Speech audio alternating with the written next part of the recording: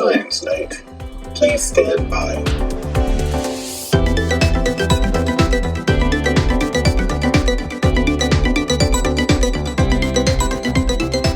Welcome back to this very special Earth Day episode of the Science Night podcast.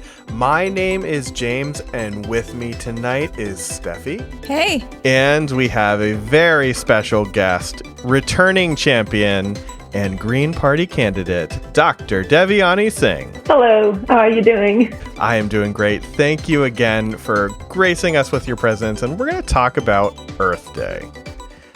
The first thing we have to do is say, what is Earth Day? Because, the odds are you probably have heard about it. It's kind of a big deal. It started on April 22nd, 1970. That is when we had the very first Earth Day, and it began as an idea by Senator Gaylord Nelson of Wisconsin, so up in Steffi's neck of the woods, when he borrowed the ideas of a grassroots approach from the anti-Vietnam War teach-ins. And it had a much bigger response than he expected. He was hoping for a couple hundred students from different campuses around the United States to pitch in and have these little listening events. And the very first Earth Day had 2,000 different colleges and universities, 10,000 different high schools, and a total of 20 million Americans participating in a variety of events across the United States. And you have to ask yourself, what brought on this? Well, the 1960s and 70s were a particularly dirty time in the United States. And what really kind of spurred on the idea for Earth Day was rivers just catching on fire. That is stuff that happened. And, to his credit, Senator Nelson thought maybe we should do something about this. And now you can go to earthday.org and find all kinds of activities to raise awareness and improve your community. But I gotta say, I have a little bit of a love-hate relationship with Earth Day. You've heard me right, dear listener. And don't get ready to cancel me on the internet just yet. I'm going to explain myself, and I'll let the other people talk in just a second, but I have your attention now. I like the idea of beautifying our Earth and doing our bit to change the world around us, but I also think Earth Day has kind of turned into a way for huge corporations to virtue signal and create product lines and discount codes for you to think they're doing the right thing. That's my 2 cents. What do the rest of us have to think about this? I think I have a similar relationship with Earth Day. Like you do, James, it's great to bring awareness and, have people think this is Earth Day. We should be thinking about the actions we can take to make this a more livable planet, a better planet. But at the same time, it's just become another day for, like you said, companies and corporations to profit off of it. Like you said, creating discount codes and having Earth Day sales isn't like the very first part of that impacting the environment is reducing consumption. And so that's the first step that's going against Earth Day is by asking people to buy greenwashed items. And, you see a lot of this greenwashing happening. And so capitalism likes to maximize on anything they can find. And this is just it's become one of those days. And sadly, because they have the money, they become the loudest voices to having the money and advertisements here and there to kind of take over the voices of the people who are very prominent and have dedicated their lives to this movement, to the climate movement. So, but at the same time, for people who aren't part of the climate movement, having Earth Day, it probably gets them to think about what it means and why it exists and maybe become future climate activists. I also agree with both of you, love-hate relationship. The way I've usually seen it beyond the advertising is more like everyone can be part of the change. So like I've been at places that I've worked and they give out free trees we can plant and they kind of make it personalized, right? And what you personally can do in a sense. And that's kind of how the companies are marketing it. But how can we create the biggest change to impact the earth? I don't think it's by oil and coal companies tweeting once a year. Right. But who maybe this will be the time that a hashtag by the Adani Group works. You mean coal companies saying that it's all green coal? Shouldn't be part of Earth Day that we have green coal? In the sense that it was once a plant,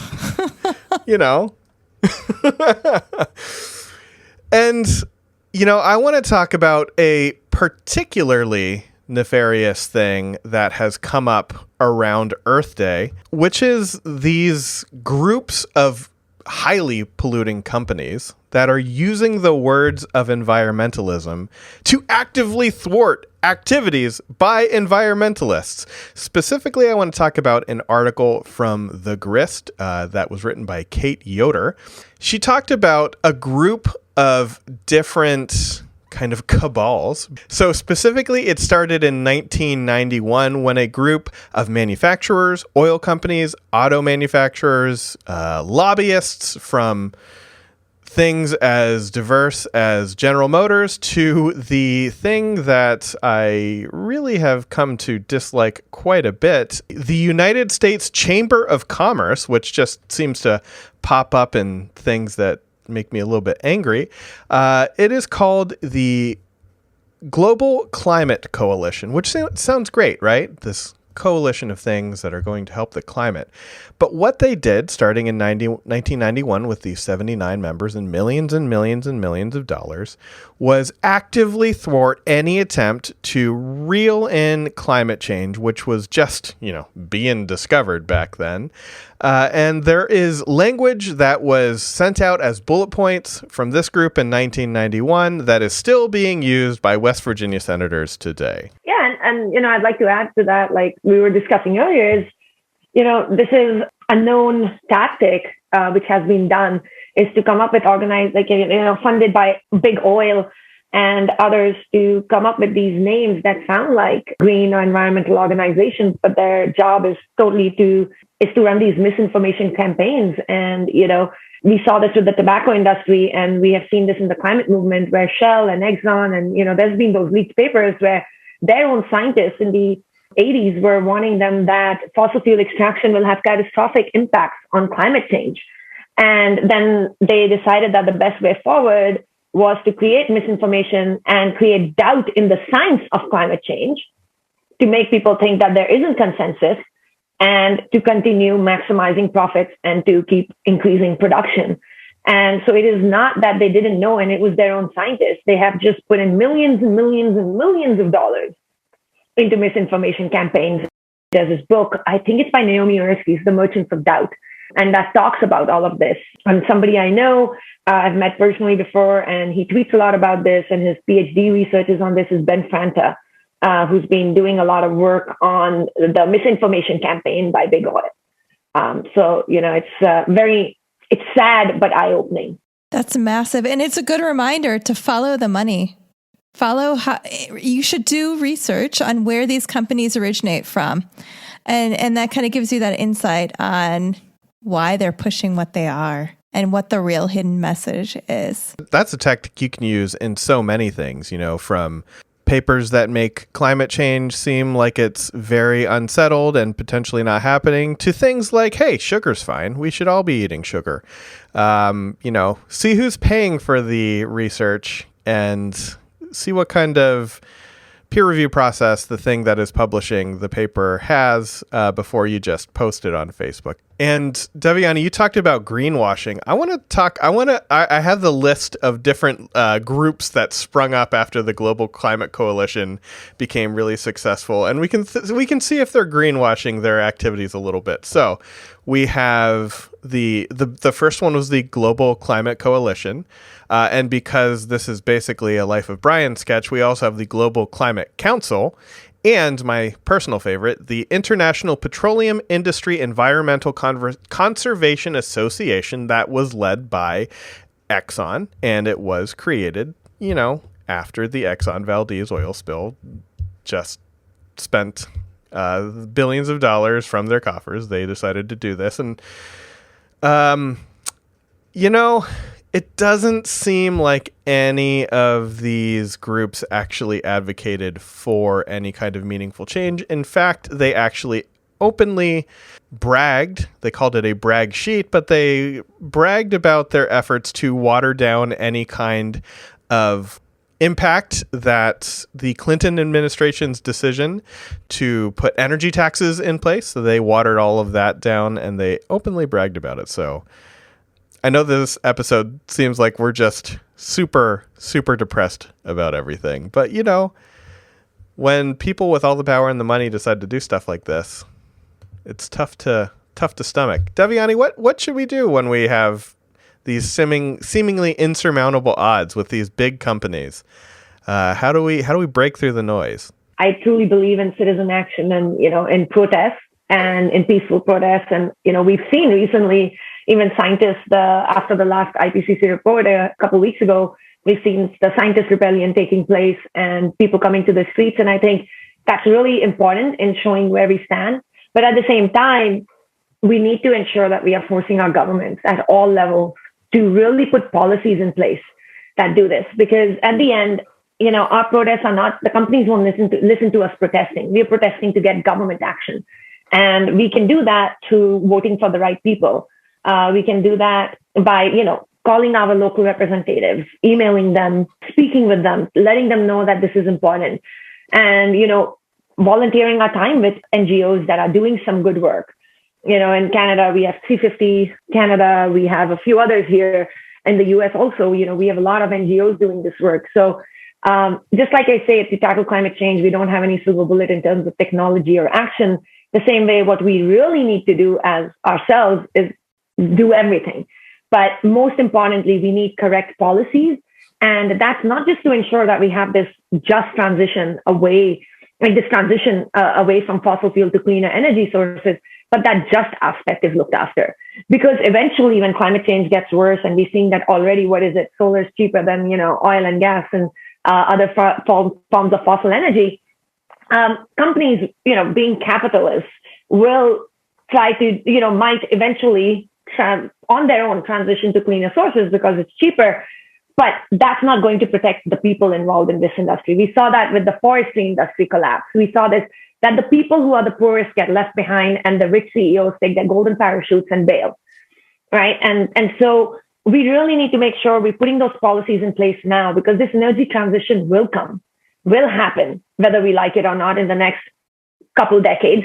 But what we can do through government policy is, first of all, accelerate it so we can, hopefully keep it between 1.5 to 2 degrees of climate change, which is not a great scenario either. Anyways, if people think that, we're going to have a good climate at 1.5 or 2 degrees, we won't. But it's better than, it's way better than any other change beyond that. And so, we need to make sure that we're looking after the poorest and the marginalized as this transition happens. And we cannot, as we have seen time and time again, trust corporations to do the right thing. We need to give them a voice, too, in the process. They need a seat at the table. And you mentioned a lot of things that people can do to engage with the government. But you also missed, I guess you've said this before, you can join them, right? You can be a scientist and run for office, which is amazing. Yes. I think we need more scientists in office. Look at our government, right? If we want evidence-based decision-making, we are scientists here. How many of us really like to read those scientific papers? And how much do we really understand? I'll be honest, I've been as a scientist reading these papers for like a decade now, and I still find it hard to understand what someone's saying because it's jargon filled.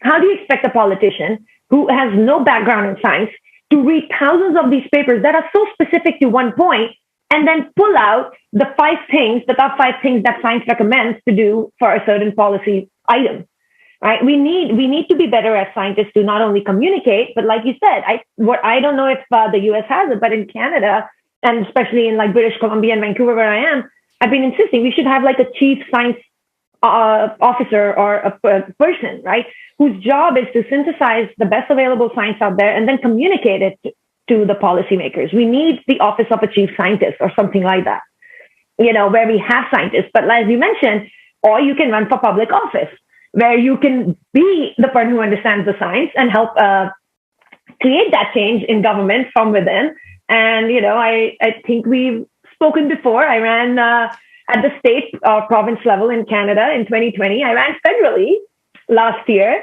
And this year, I'm running for city council. And I think we're prepared to give our first endorsement here at the Science Night podcast. Yes, 100%. We do. Yes, we as an entity, 2/3 of us just voted on this. Yes. We do endorse Dr. Devyani Singh for Vancouver City Council. So both of the people, and it actually may be you and your partner that are listening in Vancouver, go out and see what you can do to help this campaign. But I think your point is very well taken because Canadian politics are Canadian politics. It is bad in the United States. And it is bad specifically because people feel like they can't personally make a difference. I can tell you that you can, but until that is seen in politics, it's really tough. I did an interview that's going to be coming up in the next couple of weeks, but one of the things that person said is that apathy lurks around every corner, and it's so true. The United States political system just seems like, why bother at this point? And I'm not saying that. I'm expressing those feelings. I'm saying it's worth trying, and I think if we get more scientists involved in the political process, maybe we will start to see some of these changes. Maybe we won't. I don't know. Maybe you get in and you just turn into a bad person. I won't know until I'm elected to Senate. So we'll see. Well, I think you're kind of right about that, getting people. And I think a lot of people are disillusioned with politics. And, that's why even I used to keep my distance. It's a dirty game. People are career politicians. The oil lobby, I think, calls on average like almost every day. But like an environmental lobby probably has like 6 conversations or something a year with elected officials. So whose voice are they listening to? Mm-hmm. And, we've seen people with good intentions, I can say from people I have seen elected in Vancouver into, provincial and federal levels who have been climate activists. And in fact, our environment minister right now was a Greenpeace activist and is now just approved a big LNG offshore fracking project literally 2 days after the IPCC report was released, right? So we've seen this happen way too often. But at the same time, like you said, as scientists, we give hope. So within my riding, what we call riding a constituency here, is UBC, the University of British Columbia. And when I first ran, I got emails from scientists telling me thank you for giving us hope in politics again. Thank you, for running, and we know you'll do the right thing. For once, just one person gave them hope again because I represented change, and I'm representing a change from the status quo, from traditional politics, the dirty game about money and just getting more and more, another million in my pocket at the cost of people and planet. And so I think, yes, it's a dirty game. And even if you don't win, just by putting your name out there and running, I think you're inspiring the next generation and a lot of other people to start taking action. And I haven't followed the numbers in the last election in the US, but in Canada, the largest majority of the vote is the people who didn't vote. So if those people actually vote, we could vote in a government that we want. Mm-hmm. I mean, of course, we need electoral reform. That's a whole different conversation to be had to make it more equitable and actually represent our government in North America, in both Canada and the US. But at the same time, the people who don't vote, they have the biggest impact. Everybody should vote. And I'm amazed that the low percentage and low voter turnout that happens in the US and Canada, when in a country like India, it's so high, everybody goes to vote. So I don't understand. And our politics is way dirtier there. I wonder if that is a byproduct of, and now we're turning into a political podcast, and I'm kind of here for it. But I wonder if that's a byproduct of the people in power not necessarily wanting the grassroots and the groundswell that can come from everybody actually engaging in the political process. Because it's true, with the amount of numbers of people who do not vote, if they became engaged, that is a huge shift in power to an actual democracy instead of what we have now, which is I don't know. What is it? It's weird, right? It's different. Very partisan, two-party in the U.S. You're either for or against. It seems like. And that's so you're a member of the Green Party in Canada, and we do have a Green Party here in the United States. And you talked last time about how the Green Party in Canada is like an actual force. In the United States, not so much. I cannot think of a single elected official in our Green Party. In fact, there's very few elected officials that are not members of either of the major parties. In Vermont, we actually have a third party that is real. The Vermont Progressive Party has like real people elected, including the lieutenant governor. Not to brag about my home state or anything, but what do you think that is? I mean, maybe you don't have an answer to this. Why has the Green Party and the third parties in Canada, how have they been able to kind of break through in ways that has not happened in the United States? Yeah, and I'm a recent immigrant to Canada. Only been here 10 years, so I can't say like what was the ground reality. But somebody I know who I'm running with on city council, who's an elected city councilor from the Vancouver Greens, she actually created North America's first Green Party. Adrienne Carr, she created the BC Green Party back in like I think 70s or 80s. Co-founded, and so. We've had a Green Party since then, and we actually have, at the federal level, we have 2 MPs. Provincial level, we have 2 MLAs. Just in BC, in the Prince Edward Island, I think we're in an official opposition. And at the city level, out of 10 councillors, we have 3 elected councillors. I don't know, like you said, why that is, but maybe we've never been a 2-party system. Although it is we've always had a prime minister that's either conservative or liberal. But we've had NDP and Green elected people, as well, holding the balance of power. Like right now, too, the NDP, which is a little more left of the Liberals, is holding the balance, like is in a coalition, not a coalition, it's a CASA, which is a confidence and supply agreement with the government. And we had that in British Columbia with the Greens and the NDP in the previous election. So, it's been there. But I think the US is always just done a 2-party system. And then when it's so entrenched over decades and decades and decades, I think it's really hard for a third party to break through. Sure. It's almost like that whole big speech that George Washington gave about the dangers of a 2-party system. Yeah. We're like, our lived life. Well, this has been a bit of a downer in our Earth Day special, but there is hope on the horizon, and we will talk about that after this quick commercial break.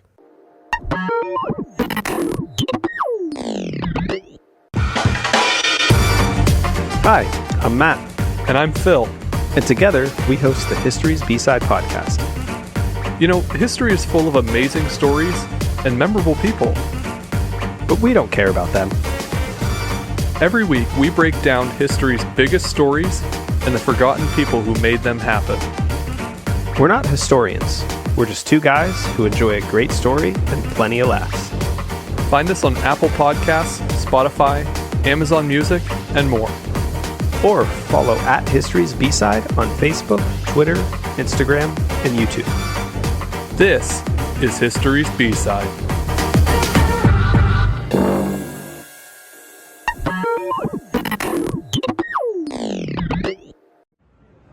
So I'm here because scientists are not being listened to. I'm willing to take a risk for this gorgeous planet, for my sons.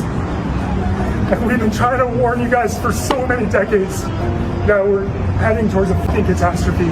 And we've been being ignored. The scientists in the world have been being ignored. And it's gotta stop. We're gonna lose everything. And we're not joking. We're not lying. We're not exaggerating. This is so bad, everyone, that we're willing to take this risk, and more scientists and more people are going to start joining us. This is for all of the kids of the world, all the young people, all of the future people. This is so much bigger than any of us. Welcome back to our Earth Day special. In the first half of the episode, it was a little bit of a downer. I'm sorry I let us down to the dark recesses of my own mind and psyche. But I've been told by our research and development wing here at the Science Night podcast that we should, be a little bit brighter. And, if we want to have some kind of change happen, maybe not think everything's doom and gloom. So I am taking that feedback from our focus group that we just rushed the first half of the episode over to, which is deep in the bowels of the Mall of America. Capitalism. That's where we keep our focus groups. Exactly. And I want to start talking with scientists pushing back against these big companies, against the governments in which they are having to work within. And the thing that is making headlines, at least in the United States right now, but has been happening for a number of months in Europe and the United Kingdom, is something called the Science Rebellion, where scientists are engaging in some light civil disobedience and doing things like chaining themselves to the fence of the White House or standing in front of JP Morgan and telling you about all the things JP Morgan is doing to actively circumvent climate change things. So what do we think about the very brave people who are putting their bodies on the line to get the message out there? I'm impressed. I think we need more scientists to join the Science Rebellion. And I think some of them are even gluing their hands to the glass, which to me personally, I'd rather chain myself than glue my fingers. Yeah. Same. But, people have been saying if it's people keep putting it on the climate scientists. I've heard that, if this was really such a big issue, why haven't the scientists said something for the last few decades? And I'm like, scientists have been saying it. But again, brings me back to, have we been communicating it well enough? So have we, right? And so I think if this doesn't prove that this is the most easily understandable way of communication is showing up and, in protest as activists and saying, listen to us. And it's actually pretty dire, the situation, right? With the climate emergency. But, like you said, I am also very against the people and the activists who always say, we're doomed and the doomsday. The speakers who are like, we're screwed. 1.5 degrees won't happen. Sure, is reaching 1.5 going to be easy? Probably almost impossible. But it doesn't mean we don't strive for it. And just because we don't reach 1.5 doesn't mean we shouldn't try to stop at 1.6 or 1.7. Why does it have to go from 1.5 to 2? Right? Because every 0.1 degree centigrade change that will happen is a major, major catastrophe. And so I try to tell people, it's not, yes, we've screwed up the climate. Yes, situation is going to be bad. But if we don't, there's still hope, because if we don't do anything, it's going to be a lot worse. Right now, if we act, we could stop it at where it is, and just deal with the catastrophes we have happening on the planet right now. Sure. And so I really want to tell people that there is hope. And, if you take action today, we can stop at 1.5. You take action tomorrow, maybe 1.6. But it is worth doing, because every 0.1 degree centigrade means that many more millions of species and animals and potential of impact on marginalized communities reduces drastically.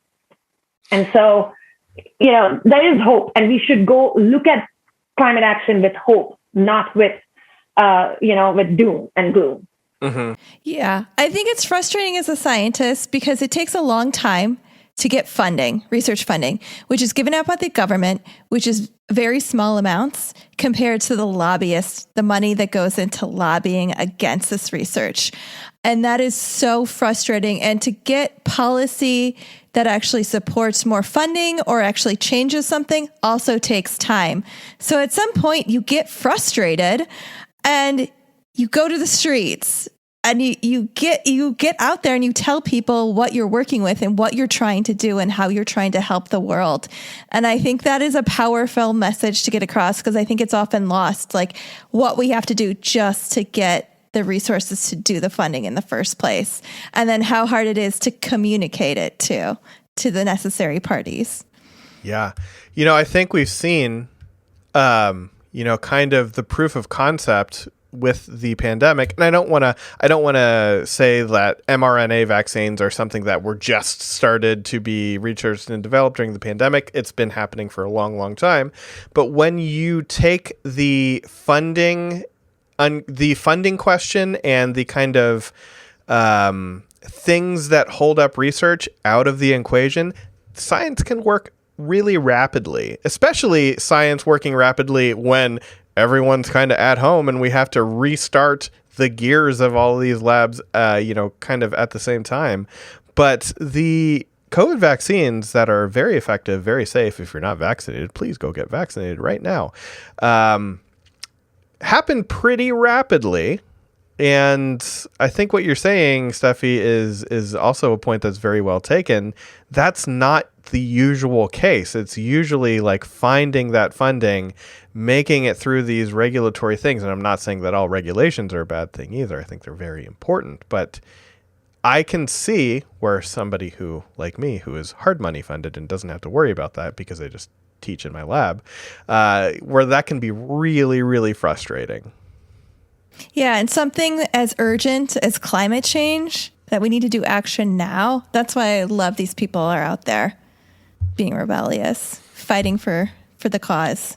Yeah. And there's also other good things that are happening. It seems like, at least in the field of fusion energy, there is a federally funded and approved method for this all to happen a little quicker. And Steffi, you were at the White House to talk about this. Yes. I know we already did that, but I feel like we have to exploit that at every possible turn. Oh my gosh. Yeah, it was amazing. I love that it's happening. I love that it's accelerating. I think part of it comes with, this goes back to what Devyani said, was a just transition and bringing communities in from the start. And that kind of reflects that process. And I think we need to do it more. And we need to work with communities and be out there working with people. It was really refreshing for that to be like at the kickoff event for this thing, is that we're talking about equity and inclusion right at the very beginning. That is not something that typically happens in American politics. In fact, most of the headlines are about anti-inclusion and not having equity involved anywhere. So that's a fun topic that we're not going to talk about today here on the podcast. But it was great. I loved it. I loved every second of it. Also, you were at the White House. I feel like I have to state this again. But I think, Steffi, what you were talking about, like getting the funding is very important because, when we're talking about this transition and to tackle with climate change, every day, I'm reading about some new technology out there. I was just reading about some bacteria that can now as it eats methane, generates energy, right? There's amazing. A lot of, and that can be amazing, right? But there is going to be no silver bullet. But you're right, we need more funding because it's not like we don't have the resources available. We have brilliant scientists around the world. We just don't have money to fund those scientists to figure out how to deploy them at scale. Instead, we fund the wrong things. By wrong, I mean is something like carbon capture and sequestration, which is like there's I think the Canadian government's planning to put in billions of dollars into that, which is just another form of fossil fuel subsidy because the existing carbon capture plants and that have been working have been shown to be no better at, I think they've actually not even hit net zero in a way of what they're supposed to capture. And so instead of putting all our money into just CCS because, we love the oil lobby, why don't we look into funding things like this? Look into funding biofuels, look into maybe the bacteria that eats methane and generates energy, or fusion, right? We need to be funding a lot more research than just the ones that the oil lobby agrees with. And we really need to fund sciences across the board. I think if you go back to our Festival of Fusion 2021, Arturo Dominguez said that fusion isn't the silver bullet, but we should be trying absolutely everything at this point. We shouldn't be saying no to anything unless we can prove that it's really not going to work. But you're right. Like, why are we putting all this money into what Exxon says that we should be funding? I feel like I'm picking on Exxon. They're all bad. Yeah, don't forget Shell and Chevron and all the others there. Yeah, make sure you call them all out so they know. We know you. We see what you're doing. Yeah. And don't forget the Canadian ones too. Okay. Sure. And I want to make sure we point to them too. You're all I feel like bad. we could, if this was not an audio only podcast, we could just have a reel of names that we are officially putting on blast. Clean coal. No, not clean. It's not. It's not. Don't even. No. Our BC government is calling our LNG the green and clean energy is LNG. No. Don't even get me started. But I hate it. Yeah. And I think now is also the time that we should talk about, again, scientists should be getting involved with policy. In next week's regular episode, we're going to talk to somebody who's working in Mexico in engaging scientists and policy and like having an interface between the two of them, which is I didn't realize how difficult it was to do that in Mexico. So tune in next week. We're plugging forward. See, look at that. We're planning for the future. It's very hopeful now. But I think that is like a powerful thing that we cannot understate and we can't say too few times, is that scientists need to get involved with these groups where usually it's just been the voice of the carbon emitters talking. So go on. And I think there's room for improvement there because, let's not put everything on the scientists. Like it's a big problem. Like as so you're so busy applying for grants and all of this, and then when you're a young person who's all fired up about your science, get involved in policy. It takes a lot of time, and it's a lot of engagement, a lot of time. And that when you come up for tenure, they don't look into that as your substantial contribution. Right. And so we need to be changing the system to make it easier for scientists to get involved, where it is respected. Your community engagement, your public engagement, your policy engagement is actually looked at when you come up for tenure. Otherwise, you're effectively forcing academia to not get involved. So this is now directed to my university because I don't have tenure yet. So let's change tenure now. Once we get all through all of the corporations that are ruining the world, we'll start with academia and just start rolling that out too. You're right. And that is absolutely one of my blind spots as a staff member who never has to worry about, as long as I'm employed, I'm employed. It doesn't matter if I ever publish anything or if I get any grants. So that is something that I forget that not everybody is like me and has that very, very luxurious career path. Which is why I'm not looking at a tenure track position, because there is no way I'm not going to be involved in policy. And, so working for ENGOs and doing things like that gives me that flexibility. And, as of October 15th, I'm going to be an elected official. So then it'll just be policy for me, right? It's true. Yes. Yeah. Yes, you are. See? Positivity. Yep. And I think to your point, this also kind of has a feedback loop back onto the academy, where people like you who are very passionate about these things will not be a member of that academy because that's just not something that's valued there. So we're not having any of these voices within that system. And I'm not saying that you should bear down and do something you hate. I'm saying that you're not losing out. The institution is losing out, and they should think about that. Yes. This is now directly directed at the University of British Columbia, I guess. But I think that at UBC there is some kind of policy engagement. I know of two fellow professors. They have been consulting with government, but they're both tenured. Right. And again, the engagement you see coming from scientists is tenured scientists more often than not. Sure. Right. Again, because, let's say you get involved in policy and you come up for tenure and there's some person on the committee and they don't like, your engagement with that. That's it. Right. That's a death sentence for your future career. And so, like you said, we need to be more inclusive and we need to allow these voices to speak up, because people are like, oh, scientists shouldn't be advocating their science, but it's not advocating when you're speaking the truth and saving this planet from catastrophe, right? If I have come up with results that are directly impacting people and planet, I should be speaking about them. And I think we saw that change when the ozone layer, the hole in the ozone was discovered and the person went advocating for it. I wouldn't say it was advocating. It was creating awareness about your science. And why shouldn't we advocate? If our science is telling us to do something, we are citizens of this planet and we are going to be impacted. And so, I just think that we should be getting more involved, and we need to create systems where people feel more comfortable to get involved. Yep. So we just go back to H factor, which is a way you can quantify a paper that you write just to scientists, how many other scientists, and that's the only kind of thing we value as impact. But it's more than that, like you mentioned.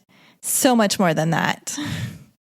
Well, I'm realizing too that my view on that the scientists need to get more involved is also like the same kind of double-sided coin that is Earth Day itself, where I'm saying that scientists need to go out and do this thing, but really we need more of a systemic change so that scientists can be valued for going out and doing this thing. So I'm glad I had you on so I can change my own opinion about this. Or fund them so they can stay inside and do the right research, that then they can go outside.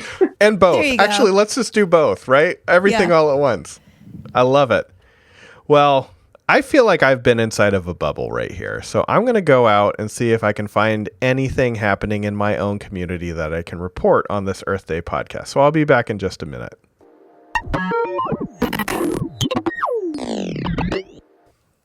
Act 3, Food Forest Festivities. It's like I'm on This American Life. In the spirit of Earth Day, I wanted to get out into my community and see what people were doing to celebrate this event. So I walked through one of the local parks in Windsor, Vermont, where I live, where I call my home. And I stumbled upon a group of citizens that were planting some trees that would go on to create something that they called a food forest. So I stopped in and I talked to them about their labors. Delicious. So I'm here right now with Autumn Siegler, who is planting some trees in Windsor, Vermont. Why don't you tell me a little bit about what we're doing here today? So we are planting a food forest, and a food forest, someone might be like, what the heck is that? Is basically a food system that mimics a forest. So you're going to have layers. You're going to have a canopy, you're going to have shrubs, you're going to have ground cover, and you're putting together these plants to be in a system that support each other, just like a forest does. It's a very highly productive system. Awesome. So we're not just providing food for the community, we're providing an ecosystem for lots of things in the area. You got it. Awesome. So when you went into picking the species that we're planting today, how much effort was put in picking the right species for this area, or was it just what we think the community would want? There was a lot of effort, and it was a mix of both of those. It was what makes sense for this zone, for this climate, and also what would the community be interested in, and also what would maybe challenge some of the community's taste buds. A lot of people maybe have never even had a mulberry, but they're better than a blackberry, and the trees are super prolific. Like, they produce a lot of berries. Sure. Yeah. Sure.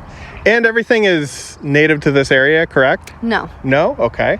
So we talk about native species and invasive species a lot, and we've talked about how invasive species may be getting a bad rap in some cases. Yes. Specifically on the last episode of the podcast, we talked about the spotted lanternfly and how people are doing way more damage to the ecosystems in Pennsylvania than the actual spotted lanternfly has ever done. But we do have some issues with invasive species in this area. So what do you have any thoughts on that as well? Like natives versus non-natives, invasives versus actual damaging things? Oh goodness, that's a loaded question. That is a loaded question. That's a controversial one. My personal opinion is I am not against planting non-native species as long as they're not highly aggressive. I like the word aggressive species over invasive. That's a good point. Yeah, because every plant traveled here from somewhere basically at some point, right? Like it is the way the world works. Everything migrates and moves and travels. And I don't think there's any stopping it, but we can be smart in what we plant. And there's some aggressive species that are best not to plant in this area because there's nothing to eat them to help keep them in check. So we're coming up on Earth Day. This is for our Earth Day special. Maybe go out and plant some fruit trees, plant some things, give some food to your community, as well as some flowers and other beautiful things. You got it. Build up your food resiliency in your communities. Awesome. Yeah. Autumn, thank you so much. Maybe we'll have you back on the podcast and check out how this is going as it develops. So thank you so much. Thank you.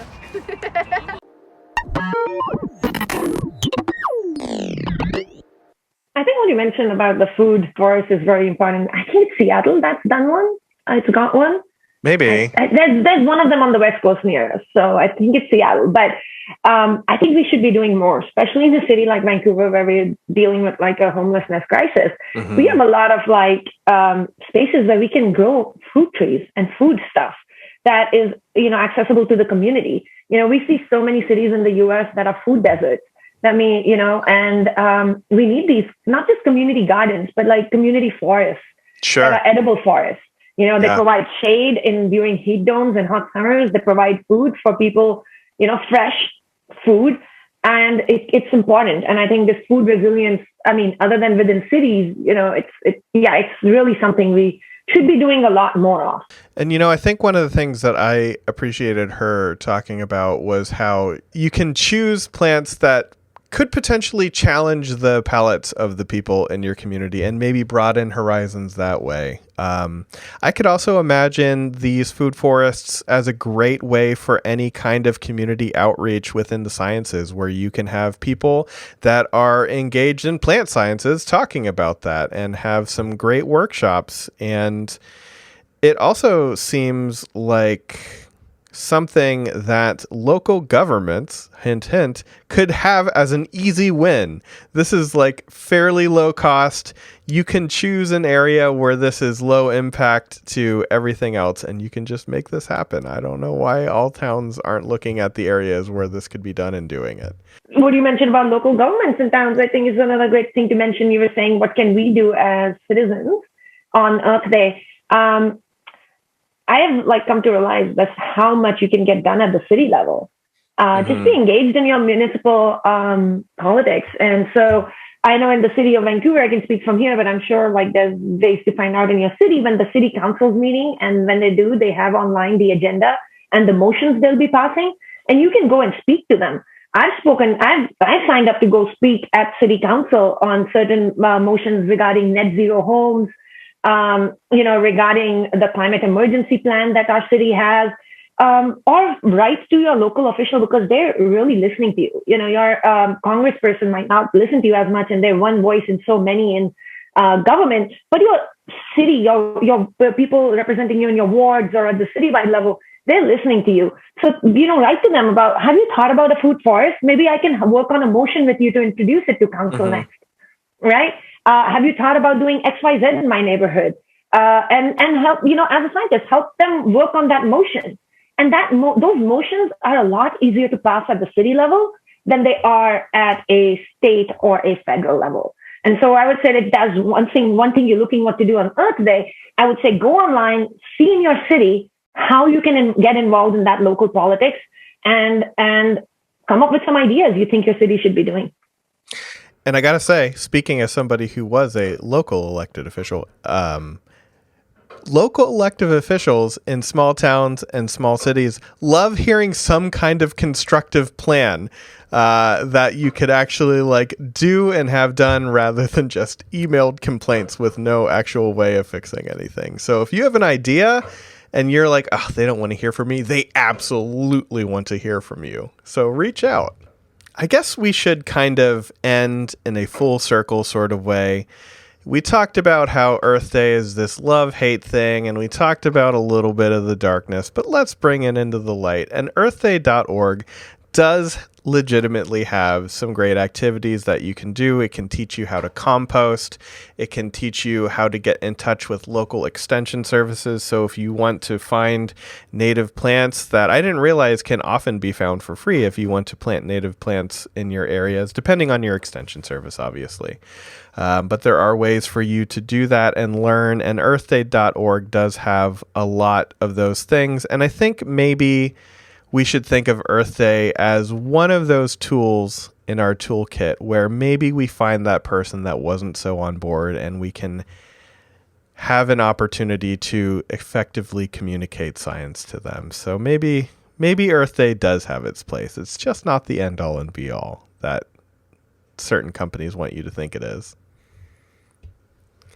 So with that, I challenge you, listeners of America, to keep Earth Day in your hearts all year long. And if you got a crazy idea that you think you want to get done in your town, tell your officials or just send it to the Science Night podcast. We would love to talk to you about all the things that you're doing to make your towns more resilient and cleaner and greener for years to come. And I will give Dr. Devyani Singh the floor for the final thoughts on this episode. So let us know what we should be doing. No, I think you're right. I like what you said. Keep Earth Day in your heart all year long. And, we are on Earth, so every day is Earth Day. And we should be doing something every day. And like I tell people, even if you're unable to do something like, people say you shouldn't drive, but you have to because you just, there was no transit or something. What I say, do everything with consciousness. Because that matters. When you're conscious about it, you will do something to offset it in a way. Like for me, like there are scientists out there who really demonize flying. And while I agree, that is not something I can give up because I'm the only one from my family who lives here. The rest of my family is in India. And for me, family is important. Like that one flight a year to India, I have to take that.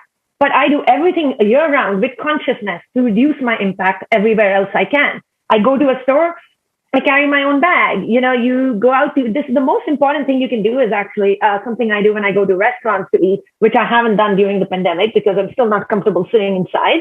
Is I would always have Tupperware in my bag and I would carry it because I know I will only eat half the food I order. And so instead of taking that takeout box, I have my own Tupperware, and that really reduces the waste, right?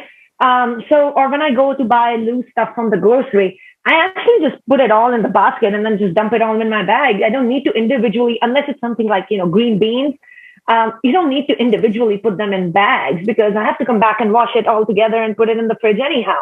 So it's little things like that, like do things with consciousness, that really creates more impact than the one-off thing that we do. So I think I say that. And the other thing is, if you are looking to trouble your local politician, your municipal politicians, I look at Project Drawdown. And, there's a few other organizations that have done a lot of work about what cities can do. At the city level, what you can do to make your city more green and more, in a way, equitable and accessible for everyone. And so I would say, look at some of those things and see what your city's not done. And, like James, you said, don't just complain and say, I don't have transit at my house, but be like, maybe I can help you expand on or like help you think up on how to expand transit and make it more accessible and efficient, right? Come up with solutions.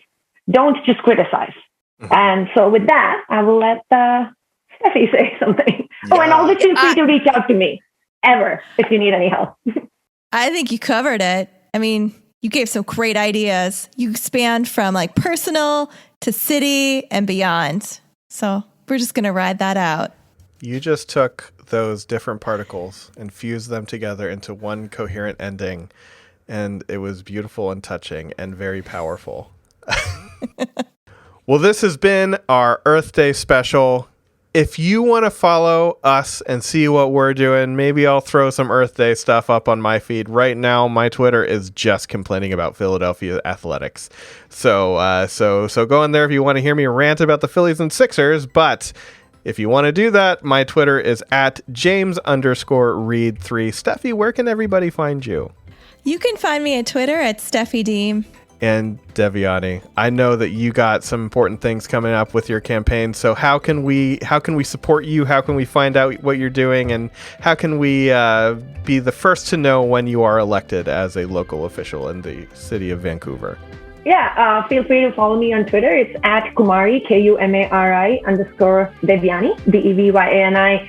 And it's the same for my Instagram, which my Instagram only gets active during political time, but my Twitter is academic and policy mix, and then during elections, obviously a little more political, and then back to being academic. I feel like you got to plug the dog's Instagram too, right? And yes, how can I forget the love of my life, my cute little puppy? Well, he's not little anymore. He's 70 pounds and he's 14 months old now. He's a sweetheart and very good looking. His name is Zephyrus. He's a husky Australian Shepherd mix, and he has his own Instagram, which I think you will find amazing if you follow. His Instagram is at West Coast Panda Boy, but it's a boy with a B-O-I, since, we want to be inclusive and not assume. But yes, he's very good looking, and I joke, he gets me more votes than I think I get for myself. So he's a great campaign mascot. He helps me campaign. He's got to earn his keep. And so that's what he does. He goes on campaign walks with me, dropping flyers. He wears his little backpack with my flyers in it and goes door knocking. This sounds like a very agile dog, Steffi. I feel like we have a crossover in our future with some dog agility training. Maybe that could be a campaign event. Dogs Whose Humans have been on Science Night. Yes. All right. Well, that has been the Science Night podcast for this week. We will be back in one more week with another episode. Until then, have a great night. The Science Night podcast is a proud member of the Riverpower Podcast Mill. To find out more about our shows, go to riverpower.xyz.